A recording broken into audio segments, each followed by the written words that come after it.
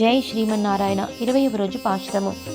முப்பத்து மூவர் அமரர்க்கு முன் சென்று கப்பம் தவிர்க்கும் களியே துயிலெழாய் செப்பமுடையாய் திரளுடையாய் செத்தார்க்கு வெப்பங்கொடுக்கும் விமலா துயிலெழாய் செப்பன்ன மென்மலை செவ்வாய் சிறுமருங்குல் நப்பின்னை நங்காய் திருவே துயிலெழாய் உக்கமும் தட்டொளியும் தந்துன்மணாளனை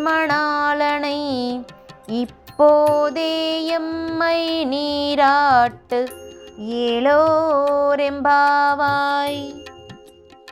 ஆண்டாள் திருவடிகளே சரணம்.